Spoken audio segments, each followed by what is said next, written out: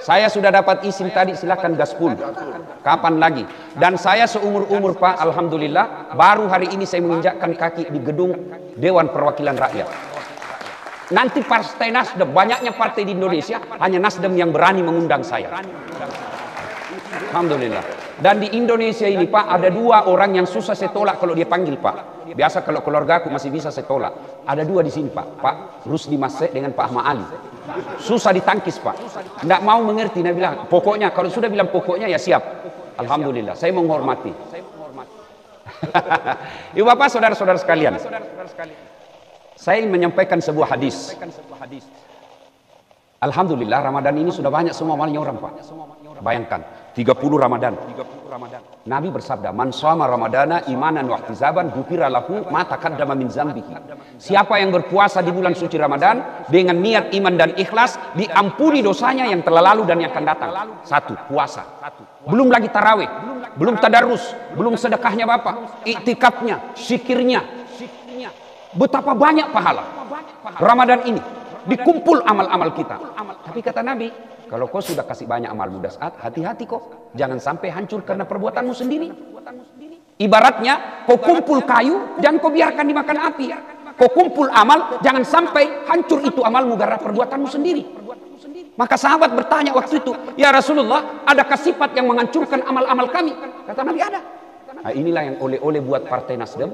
Saya cinta kepada Partai Nasdem, anggota DPR Partai Nasdem, maka saya berikan oleh-oleh agar Bapak tidak hancur amalnya. Apa itu kata Nabi?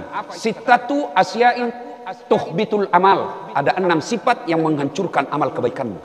Sehingga nanti ketika kita cari, ya Allah, mana puasaku 30 tahun? Mana sedekahku, bagi-bagi sembako, bagi-bagi jilbab, bagi-bagi sarung, mana semua pahalaku? Allah lalu berfirman, memang ada pahalamu, tapi hancur karena kau hancurkan sendiri.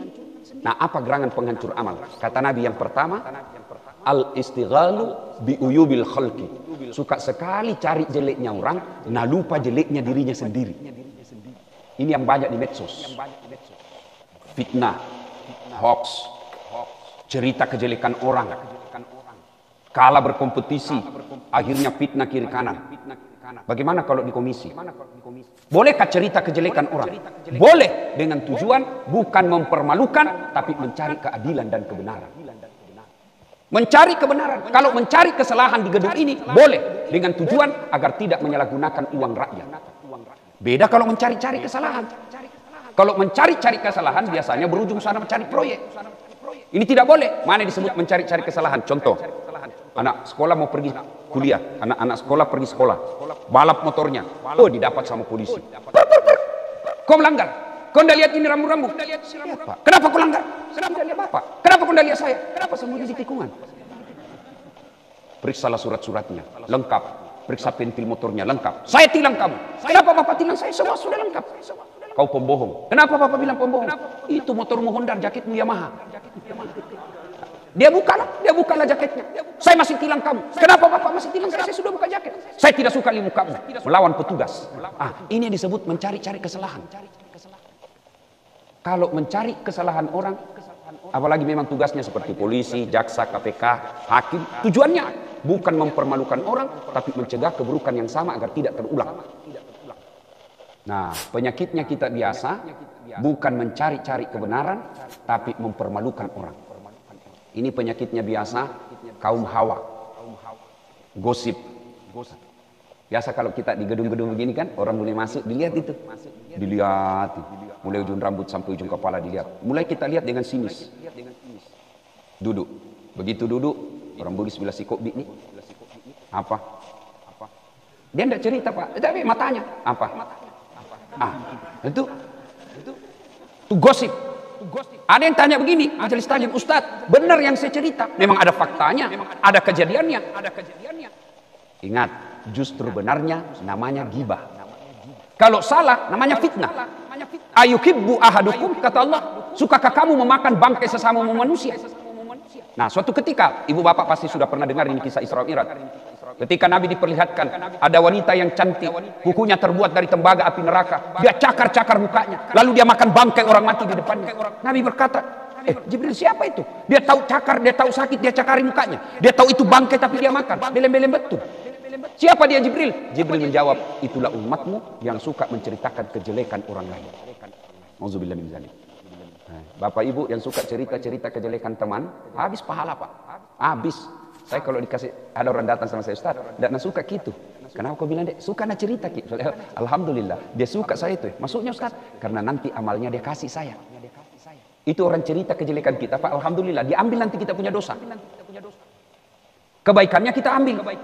Itu kan pernah dikisahkan. Atau deruna manil muflis, kata Nabi. Kau tahu tidak orang yang bangkrut di akhirat? Yang tidak sholat ya Rasul. Yang tidak puasa. Oh tidak, dia puasa, dia sholat, dia haji, dia sedekah. Kalau begitu siapa ya Rasul? Nabi menjelaskan, jarusu wa khati'ur rahim. Tetangga yang jahat sama tetangganya dan yang suka memutuskan tali persaudaraan. Kok bisa ya Rasul? Ya, padahal baik sholatnya. Kata Nabi, iya. Dia setor sholatnya. Ya Allah, ini sholatku. Datang teman dapilnya. Tunggu dulu Tuhan. Pernah saya sama-sama caleg.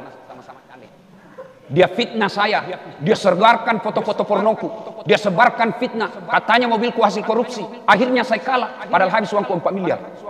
Saya jual warisan orang tuaku, gara-gara fitnahnya saya kalah, saya minta keadilan. Allah berfirman, ya baiklah kalau begitu, ambil dia punya sholat, habis sholatnya, sudah habis sholat. Dia setor lagi puasanya, ya Allah ini puasaku, datang lagi temannya, tunggu dulu, saya pernah juga satu komisi, dia fitnah saya, akhirnya saya dinonjokkan. Saya minta keadilan hari ini. Allah berfirman, ya sudah, ambil dia punya puasa. Habis sholatnya, habis zakatnya, habis puasanya, masih ada yang datang. Saya juga pernah satu partai itu. Dia fitnah juga saya. Akhirnya saya disingkirkan, tidak dapat apa-apa. Saya minta keadilan. Dia bilang, yang tadi banyak amalnya. Bagaimana lagi caranya Tuhan? Habis amalku ini. Allah berfirman, tidak ada kebatilan yang tidak ada balasannya. Jadi bagaimana? Ambil dosa-dosanya orang yang pernah aku cerita kejelekannya. Ma'udzubillah min dzalik. Jadi ibu-ibu, kalau ada yang cerita kita, tidak usah balas. Kecuali sudah menyangkut harkat dan martabat kita, esensi, sudah kita klarifikasi. Tapi kalau cerita-cerita biasa, biasa saja. Baru kita bilang dalam hati, baiklah, aku ambil nanti sholatmu.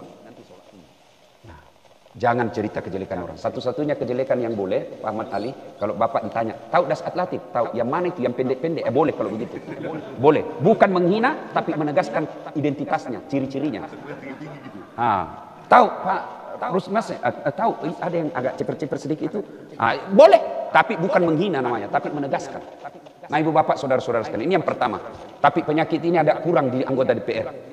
Ini yang kedua yang saya mulai ragu. Yang kata Nabi, yang menghancurkan amal ibadahmu, hubbud dunia, terlalu cinta dunia. Cinta dunia boleh, Allah tidak melarang kita dunia. Sehingga begitu pentingnya dunia, dalam doa sapu jagat disebutkan dulu fid dunia.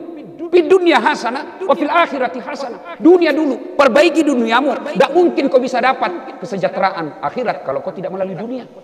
Maka dunia tidak boleh ditinggalkan. Allah tidak melarang kita cinta dunia. Yang Allah larang hubbud dunia. Ada kata terlalu cinta dunia. Mana karakternya terlalu cinta dunia? Satu, nganggap enteng ibadah. Hayya 'alas shalah. Izin ketua. Ini sudah hampir maghrib, kita belum sholat asar. Boleh diskorsing? Itu sebentar. Ini urusan akhirat, ini urusan ini penting juga ini. Itu ciri-ciri terlalu cinta dunia. Nganggap enteng ibadah. Yang kedua, ciri-ciri dunia, terlalu cinta dunia. Takut dibilang tua. Begitu mulai putih rambutnya, stres. Cabut cepat. Itu ciri-ciri cinta dunia itu, Pak. Kenapa kalau putih rambut? Itu sunnatullah. Bayangkan kalau bapak usianya 55 tahun, mukanya kayak TK. Itu kan tidak normal. Itu sudah sunnatullah. Dan enaknya yang kalau mulai putih rambut, itu nasihat, surat dari malaikat pencabut nyawa. Hati-hati, kau sudah tua. Karena kalau tidak pernah ada hitam, putih, biasa kita lupa bahwa kita sudah tua. Itu surat dari Allah. Terlalu cinta kepada dunia, takut dibilang tua. Yang ketiga, kata Nabi, ciri-ciri orang yang terlalu cinta ke dunia, menghalalkan segala cara untuk dunia. Mana yang disebut menghalalkan segala cara? Bapak sudah sering ceramah saya ini. Proyek.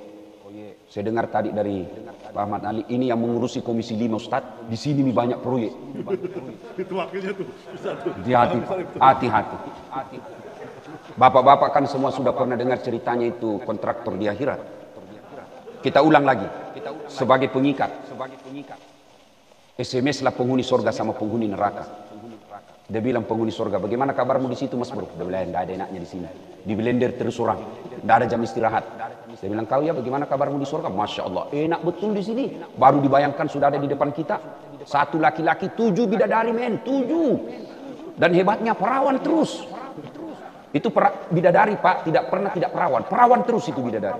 Dan usianya 22-23 tahun. Bayangkan, jadi Pak Ahmad Ali tenang saja Pak. Allah sudah sediakan 7 bidadari. Yang penting Bapak masuk surga. Itu syaratnya dulu. Nah, kata penghuni surga neraka, bolehkah kami jalan-jalan ke situ? Boleh aja. Bagaimana caranya? Ya gampang. Kami dari neraka bikin jembatan, kamu juga bikin jembatan dari surga. Setuju? Setuju. Lelang proyek. Keluar pemenang tender. Waktu pekerjaan 3 hari. Hari pertama, jembatan dari neraka sudah selesai 50%. Hari kedua, tuntas 70%. Hari ketiga, selesai efektif dan tepat guna. Masya Allah. Hebat. Intip-intip jembatan dari surga, belum goyang-goyang. Kenapa jembatan dari surga belum dimulai? Teriaklah ini dari neraka. Woi Mas Bro, kenapa proyekmu belum kau mulai? Dia bilang, bagaimana mau dimulai? Kontraktor, pengawas, pemborong, panitia, ada semua di situ. Di sini hanya penghafal Quran, nggak tahu, dia selalu salah komputernya. Ini cerita sederhana tapi maknanya sangat dalam. Itu kontraktor. Tapi pernah Bapak juga dengar anggota DPR di akhirat? Pernah dengar Pak? Jadi saya kan sudah dikasih tadi izin gaspol. Jadi masuklah penghafal Quran dalam surga. Begitu di dalam surga dilihat, kenapa banyak anggota dewan dalam surga ini? Dari negara banyak di UTT. Wih, dia protes sama penjaga surga. Malaikat, kenapa banyak itu di sini? Nah, saya tahu sekali itu dulu diponis dia 4 tahun. Kenapa banyak anggota dewan di sini? Kata penjaga surga, Ustaz, nggak usah kau ribut. Cuma reses sini, sebentar aja di sini. Dia balik lagi ke tempatnya.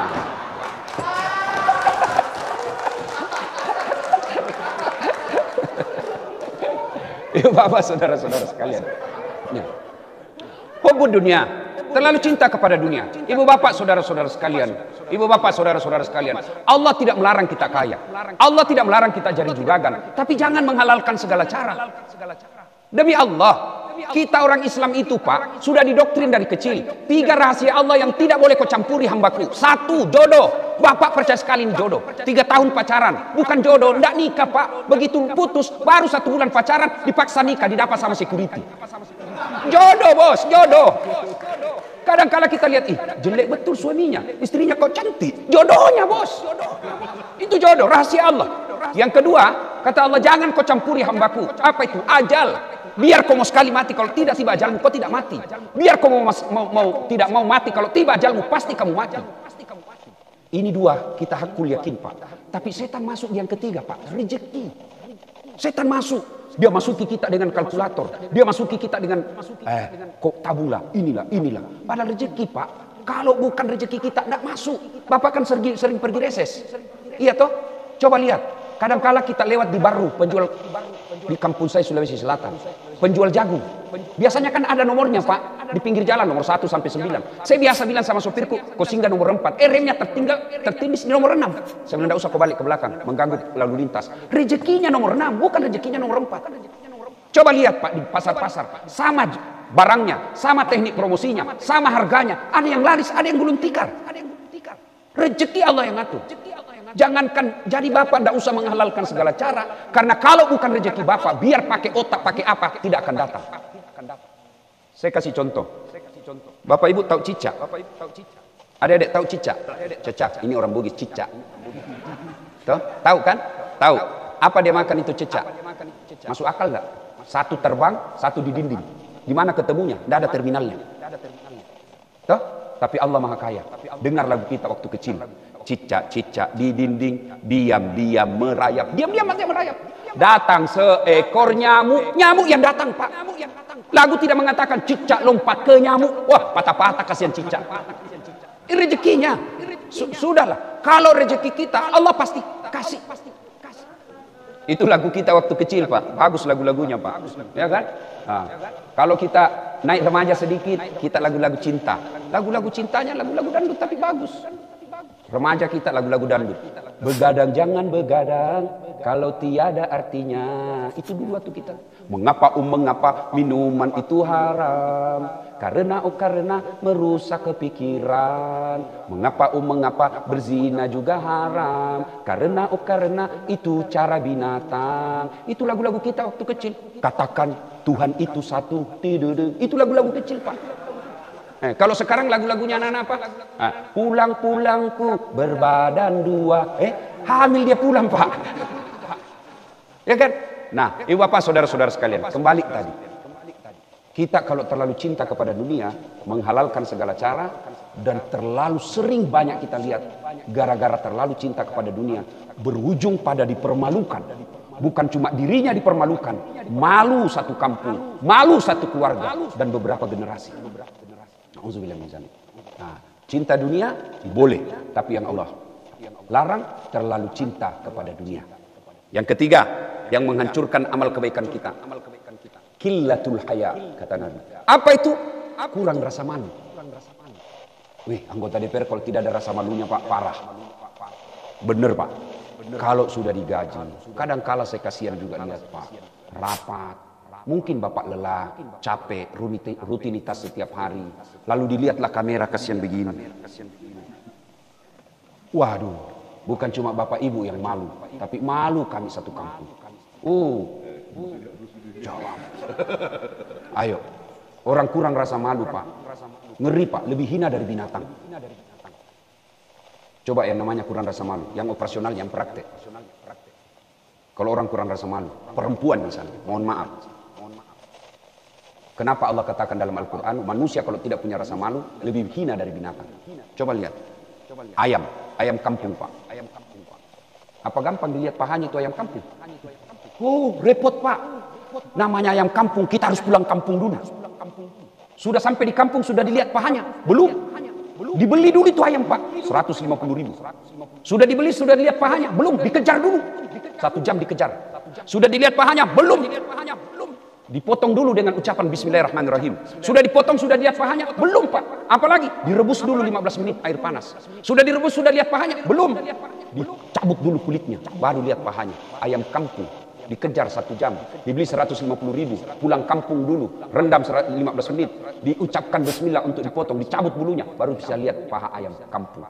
Tapi paha sebagian kita umat Islam muslimahnya, berdiri aja di depan pintu mall, Pak, 10 pasang kita lihat gratis, nggak perlu dikejar. Orang bilang, kenapa Ustaz tahu? Karena saya lihat, Pak. Saya sportif. Iya, ayat tidak mengatakan la taqrabu zina illa ustaz. Jangan dekati zina kecuali ustaz. Biar ustaz kalau makhluk halus hancur juga, Pak. Makanya saya selalu bilang kita kerjasama. Kami laki-laki jaga mata, tolong Anda cewek jaga akhlak. Karena bias kami setengah mati jaga mata, kalau kalian gentayangan hancur amal kami. Pasti dilihat, Pak. Dia bilang orang dilihat, dosa tidak dilihat, barang bagus pasti dilihat. Maka orang-orang yang mempertontonkan auratnya itu bagian daripada menghancurkan amal-amal kebaikan. Itu dari segi aurat. Lalu bagian dari pekerjaan kita. Saya mau motivasi kepada tuan-tuan semua, puan-puan semua. Bapak masih ingat waktu pencalekan? Berbulan-bulan Bapak sosialisasi.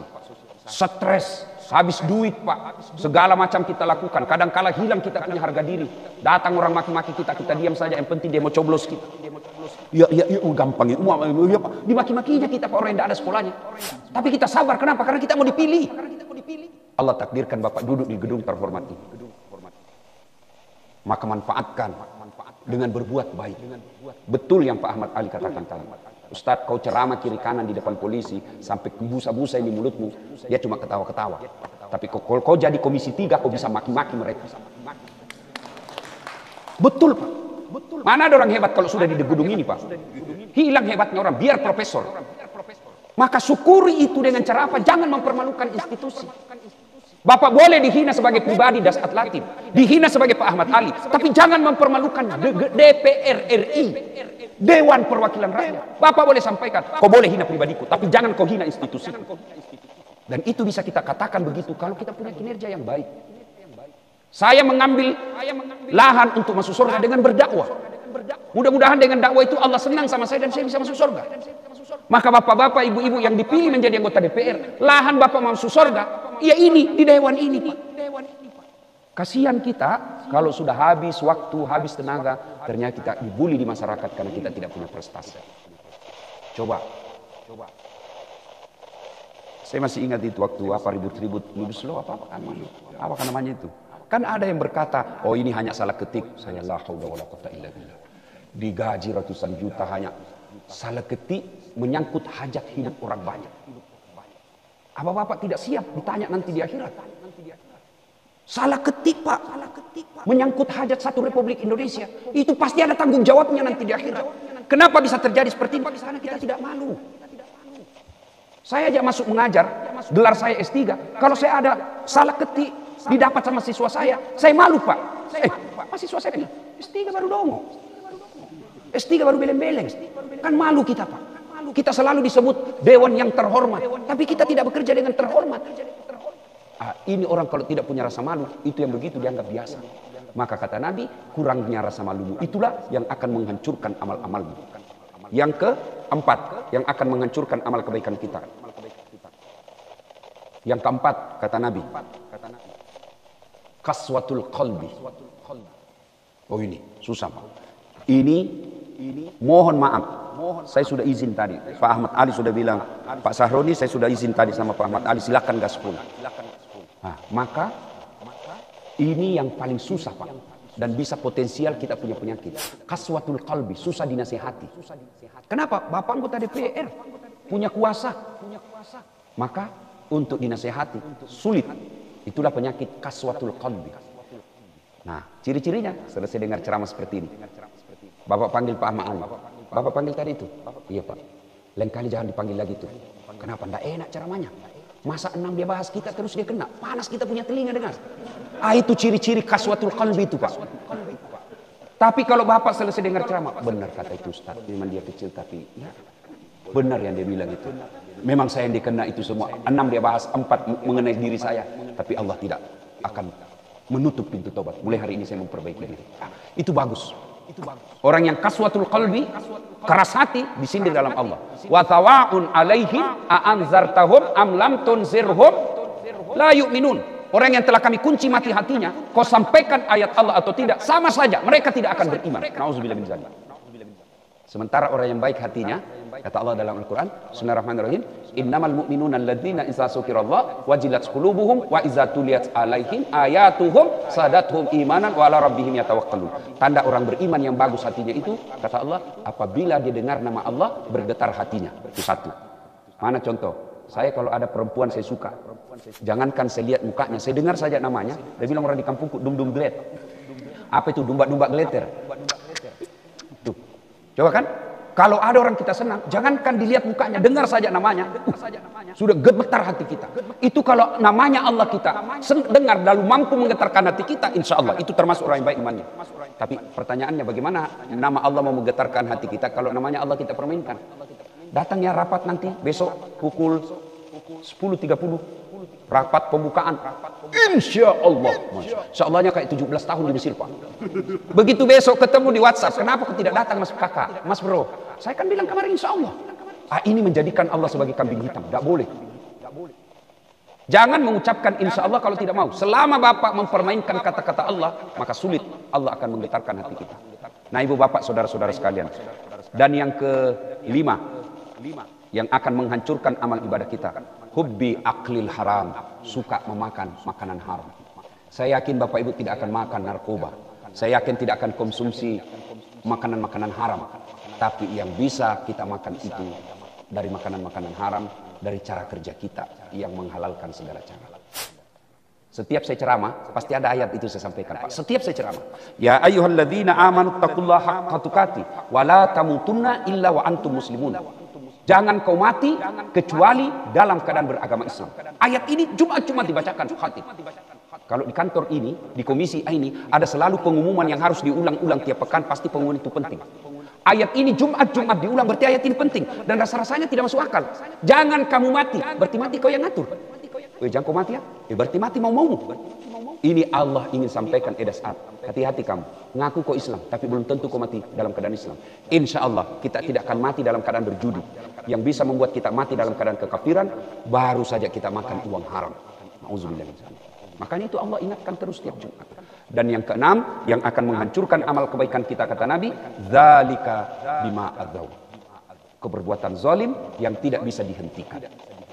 Allah tidaklah mencela ketika kita berdosa, tapi Allah mencela kita ketika kita membuat diri kita larut dalam dosa dan maksiat. Dosa tempatnya manusia. Kalau begitu, siapa orang baik, Ustaz? Orang tidak punya dosa. Kalau orang baik tidak punya dosa, maka tidak ada isinya orang baik dunia ini. Mana ada orang tidak punya dosa? Jangankan Bapak Ibu sebagai anggota DPR, jangankan Das Atlatif, kita di hidup zaman sekarang ini. Para nabi punya dosa, Pak. Nabi Adam, dosa, makan buah khuldi. Nabi Nuh, dosa, gagal mendidik anak dan istrinya. Nabi Yunus, pernah sangka buruk kepada Allah dalam dakwah. Itu nabi. Apalagi kita. Berarti yang baik bukan orang tidak punya dosa. Orang baik, kata Imam Al-Ghazali, adalah orang yang dia berdosa, lalu dia sadar dengan dosanya, dan dia tidak mengulangnya. Saya banyak dosa, Ustaz. Datang anak muda kepada Nabi. Ya Rasulullah, saya pendosa. Kata Nabi, tobat kau. Tapi keulangnya lagi ya Rasul. Kata Nabi, tobat kau lagi. Keulang lagi ya Rasul. Tobat kau lagi. Ya Rasulullah, kalau begitu dosaku banyak. Nabi tersenyum dan bersabda, dosamu banyak, ampunan Allah jauh lebih banyak. Bahkan dalam hadits qudsi Allah jelaskan, andai saja hambaku datang membawa dosa dan penuh langit dan penuh bumi, wala tayasu min rauhillah, jangan kau putus asa karena ampunanku jauh lebih besar daripada dosamu. Subhanallah. Berarti yang jadi masalah bukan dosa, yang jadi masalah mau tidak kita bertobat atas dosa yang kita lakukan. Itu saja. Dan hebatnya Allah, Pak, beda manusia. Beda manusia, Pak. Bapak datang minta maaf, Dasat, maafkan saya. Kenapa? Dulu kau suruh saya bikin baleho 10, 2 aja saya bikin. 8 mana? Masuk kantong. Pantas saya kalah, ternyata kau salah gunakan balehoku. Itu apalagi datang minta maaf. Biasa di televisi saya lihat, ya saya maafkan dia, tapi proses hukum tetap berlanjut. Bukan maaf namanya itu, bukan maaf namanya. Ayo, itu sering kita dengar. Beda Allah, Pak. Kalau kita, oke, saya maafkan kau, tapi jangan kau lagi lewat depan rumahku. Oke, saya maafkan kau, tapi saya tidak mau lihat lagi mukamu. Tapi Allah datang kita bawa dosa penuh langit dan bumi. Allah apa? Jelaskan dalam Al-Quran. Innallaha yuhibbut tawwabina. Saya cinta kau hambaku yang bertobat. Yang penting jangan tobat ibu hamil. Coba ibu hamil kalau tobat. Teriak-teriak itu kalau melahirkan. Tobat saya Pak terakhir. Tidak mau lagi saya. Terakhir kau siksa saya. 5 bulan kemudian. Hamil lagi. Ustadz, bagaimana supaya kita tidak mengulangnya? Manusiawi, Pak. Tobat hari ini ulang lagi. Ustadz, bagaimana caranya? Allah kasih sebuah doa. Dalam akhir Al-Baqarah. Rabbana la tusik qulubana ba'da is hadaitana wa hab lana min ladunka rahmah. Ya Allah, jangan kau palingkan hati hamba setelah engkau berikan hidayah dalam diri hamba. Jangan kau sesatkan hati hamba setelah engkau berikan hidayah dalam diri hamba. Karena tanpa pertolongan dan bantuan Allah, maka pasti kita tersesat. Inilah gunanya Ramadan. Mari kita manfaatkan 10 malam terakhir. Seperti yang Pak Ahmad Ali katakan, Ramadan ini bulan penuh ampunan. Maka celaka orang yang mendapati Ramadan, keluar Ramadan, dia tidak mendapat ampunan dari Allah Subhanahu wa Ta'ala. Saya yakin kita semua insya Allah mendapat maghfirah, ampunan dari Allah Subhanahu wa Ta'ala. Tinggal bagaimana kita memelihara ampunan itu agar kita keluar Ramadan seperti yang selalu kita ucapkan, minal aidin wal faizin. Kita kembali menjadi suci, suci dari dosa dan kesalahan, dan kita akhiri dengan berhalal bihalal, memohon maaf kepada teman-teman kita supaya dosa kepada Allah selesai dan dosa kepada manusia selesai. Maka kita betul-betul menjadi Aidil Fitri, hari suci, kembali menjadi suci seperti bayi yang baru dilahirkan. Demikian, terima kasih atas undangannya, apresiasi setinggi-tingginya kepada Partai Nasdem. Sebagai anak bangsa, saya berharap kepada Partai Nasdem untuk tetap menjaga slogannya, partai tanpa uang mahar. Karena saya yakin uang mahar inilah awal hancurnya seorang politisi, karena maharnya harus dia cari kembalikan dan ujung-ujungnya bisa berakhir dengan penjara. Partai Nasdem telah mempeloporinya dengan partai tanpa uang mahar. Dan dari sekian banyak partai di Indonesia, hanya Partai Nasdem yang mampu dan berani mengajak saya masuk ke gedung ini. Demikian, terima kasih. Lebih dan kurangnya mohon dimaafkan. Assalamualaikum warahmatullahi wabarakatuh.